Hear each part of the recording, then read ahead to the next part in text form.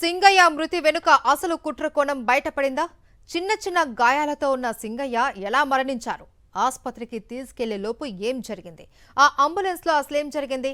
ఘటన జరిగిన 4 రోజుల తర్వాత ఆ వీడియో ఎలా బయటకు వచ్చింది? సింగయ్య ఇంటికి లోకేష్ మనుషులు ఎందుకు వెళ్లారు? ఆ పేపర్లపై సంతకాలు పెట్టాలి అని ఎందుకు సింగయ్య భార్యపై ఒత్తిడి తెచ్చారు? ఈ ప్రశ్నలన్నింటికీ సమాధానం ఒక్కటే, నారావారి కుట్ర. అవును, ఆ కుట్ర కోణం బయటపడింది. ఇంతకీ ఏంటా కుట్ర? కాన్వాయ్ కింద కట్టు కథ ఎలా అల్లారు? అంబులెన్స్ లో జరిగిన అసలు కథ ఏంటి?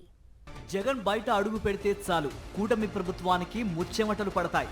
ఆయన వెంట తరలి వచ్చే జన ప్రభంజనం చూస్తే చలి జ్వరంతో వణికిపోతారు.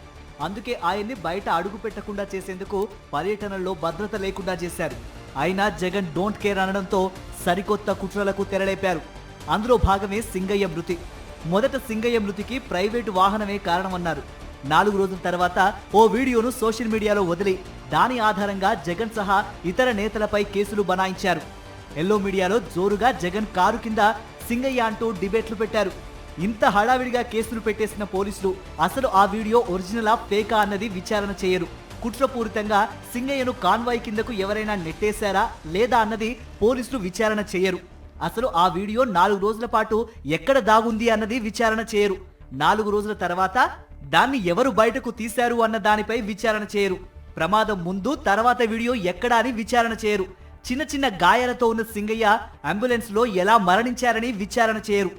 జస్ట్ సోషల్ మీడియాలో వీడియో పుట్టుకొస్తుంది, సింపుల్ గా పోలీస్ స్టేషన్ లో కేసు నమోదవుతుంది. అసలు వీళ్ళ దగ్గరున్నదే నిజమైన ఎవిడెన్స్ అయితే ఇప్పటిదాకా కోర్టులో ఎందుకు ప్రొడ్యూస్ చేయరు? ఈ ఒక్క ప్రశ్నకు ఆన్సర్ చేయగలిగితే ఈ కేసు ఎలాంటిదో తేలిపోతుంది. ఆ వీడియో వెనక ఉన్నదెవరో తేలిపోతుంది. సింగయ్య కేసులో చాలా ప్రశ్నలకు విచారణ చేస్తున్న పోలీసులు బదులివ్వకపోయినా మృతుడి భార్య లూర్థు మేరీ సమాధానమిచ్చారు. అంబులెన్స్ లో ఉన్నప్పుడు స్వయంగా సింగయ్య ఫోన్ చేసి మాట్లాడారని చెప్పుకొచ్చారు. అప్పటికి చిన్న చిన్న గాయాలతో ఉన్న తన భర్త ఆసుపత్రికి తీసుకెళ్లే లోపు ఎలా మరణిస్తారని ఆమె ప్రశ్నించారు.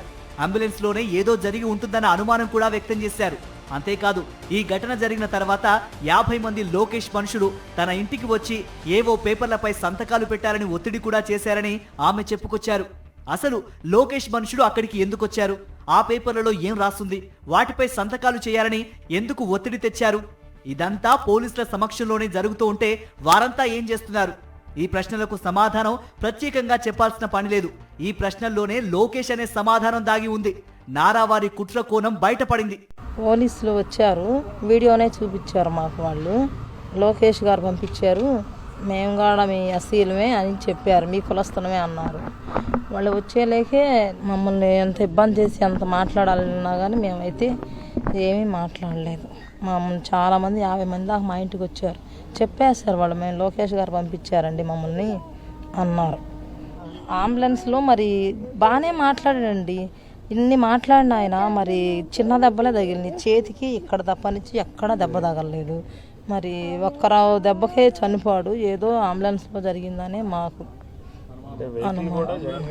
సింగయ్య భార్య వ్యక్తం చేసిన అనుమానాలు, బయట పెట్టిన సంచలన విషయాలతో కాన్వాయ్ కింద అల్లినవన్నీ వట్టి కట్టుకథలని తేలిపోయాయి. అందుకే ఈ కేసును కోర్టులోనూ నిరూపించలేకపోతున్నారు. కనీసం ఆ వీడియో కూడా కోర్టు ముందు ఉంచలేకపోతున్నారు. నిజానికి ఇప్పుడు సింగయ్య భార్యకు కలిగిన అనుమానాలే ఘటన జరిగిన తర్వాత ప్రత్యక్ష సాక్షులకు కలిగాయి. తాము చూసే సమయానికి సింగయ్య స్వల్ప గాయాలతోనే ఉన్నారని, ఆటోలో ఆసుపత్రికి తరలించేందుకు ప్రయత్నిస్తే అక్కడున్న ఏఎస్ఐ రాజశేఖర్ అంగీకరించలేదన్నారు.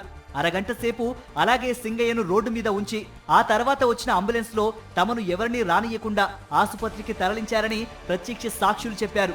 చిన్న చిన్న గాయాలతో ఉన్న సింగయ్య చాలాసేపు తమతో మాట్లాడారని, కానీ ఆసుపత్రికి వెళ్లేసరికి ఎలా చనిపోయారని ఆ ప్రత్యక్ష సాక్షులు ప్రశ్నించారు. ఈ సంఘటనపై అనేక అనుమానాలు ఉన్నాయని, పూర్తి స్థాయి విచారణ కోసం దీనిపై కోర్టులోనే న్యాయ పోరాటం చేస్తామని అప్పట్లోనే వారు చెప్పారు.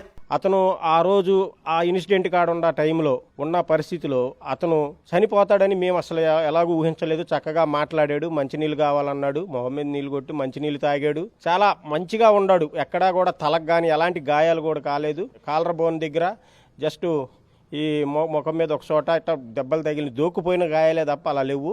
మరి తర్వాత ఏం జరిగింది అనేది ఈ రెడ్ బుక్ రాజ్యాంగంలో ఏమైనా జరుగుతున్నాయి. ఏ టైంకి ఏం చేస్తున్నారో తెలియని పరిస్థితి. సింగయ్య మృతి వెనుక మరిన్ని అనుమానాలు బలపడుతున్నాయి. లోకేష్ మనుషులు వచ్చి సింగయ్య భార్యపై ఒత్తిడి చేసినప్పుడే అసలు కుట్ర కోణం బయటపడింది. ఇదంతా చూస్తూ ఉంటే ఒక్క విషయం బలంగా అర్థమవుతోంది. వైఎస్ జగన్ పర్యటనలకు వస్తున్న విశేష జనాదరణ చూసి ఓర్వలేక వాటిని ఆపేందుకు చేస్తున్న కుట్రల్లో అమాయకులను బలి చేస్తున్నారు.